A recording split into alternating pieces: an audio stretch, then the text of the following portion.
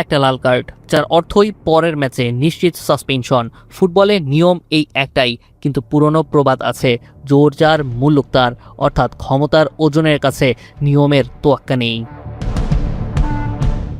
মাঠের সিদ্ধান্ত কি মাঠেই থাকে, নাকি ক্ষমতার ফোন কলে বদলে যায় ফুটবলের নিয়ম? ফোলারিন বালোগুনের রেড কার্ড, তারপর নিষেধাজ্ঞা, এরপর হঠাৎ করেই সেই নিষেধাজ্ঞা স্থগিত।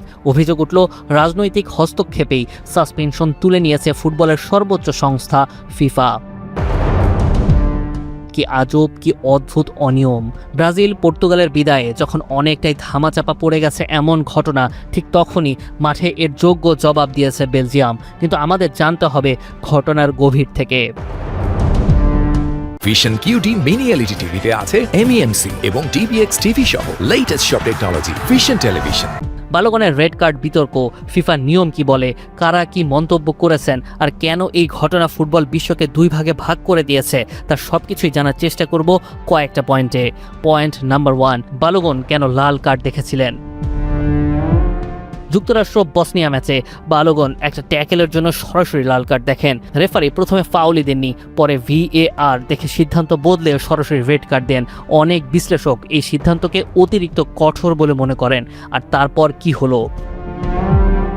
বিশ্বকাপের নিয়ম অনুযায়ী সরাসরি লাল কার্ড মানে অন্তত এক ম্যাচের সাসপেনশন, অর্থাৎ বালোগনের বেলজিয়ামের বিপক্ষে রাউন্ড অফ 16 ম্যাচে খেলার কথাই ছিল না। কিন্তু এরপরই শুরু হয় আসল নাটক। The main point, power, politics and a phone call.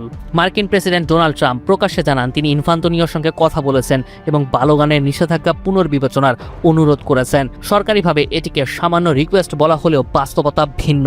বিশ্বের সবচেয়ে ক্ষমতাধর মানুষটি যখন কোনো আন্তর্জাতিক সংস্থার প্রধানকে ফোন করেন, তখন সেটাকে অনেকেই ভদ্র ভাষায় অনুরোধ বলেন, কিন্তু সেটার কার্যকারিতা আদেশের মতোই। সেটাই এই বিতর্কের মূল কারণ।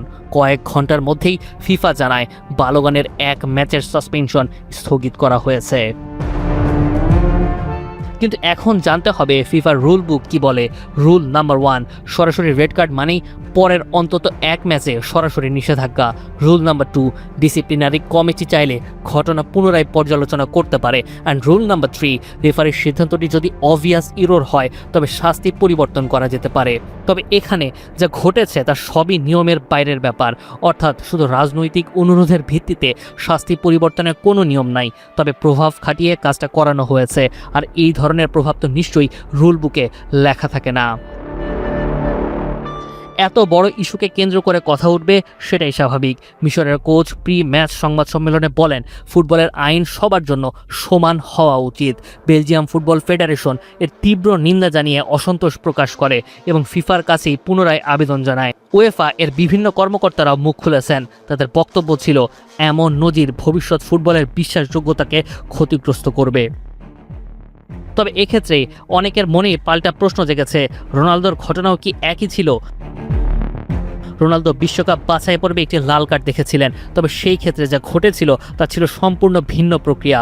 আপিলের মাধ্যমে ভিডিও প্রমাণ পর্যালোচনা করে শাস্তি পরিবর্তন করা হয়েছিল। সেখানে কোনো রাষ্ট্রপ্রধানের হস্তক্ষেপের অভিযোগ ওঠেনি। তাই পুরো ঘটনাই বালোগানের ঘটনাচিত্রের উল্টা দিক।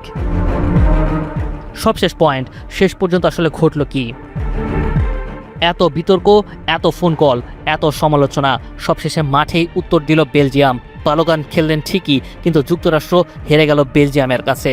ম্যাচ শেষে বেলজিয়ামের কয়েকজন খেলোয়াড় ডোনাল্ড ট্রাম্পের সিগনেচার ডান্স নকল করে উদযাপন করেন। অনেকে এটিকে পুরো বিতর্কের ব্যঙ্গাত্মক জবাব হিসেবে দেখেছেন।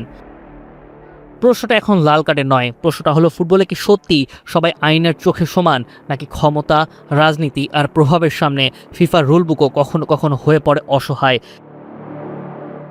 এই বিতর্ক হয়তো শেষ হয়ে গেছে বেলজিয়ামের গোল উৎসবে, কিন্তু এই অনিয়মের উত্তর ফুটবল বিশ্ব হয়তো কখনোই পাবে না, কারণ ক্ষমতাধররা বরাবরই জবাবদিহিতার ঊর্ধ্বে।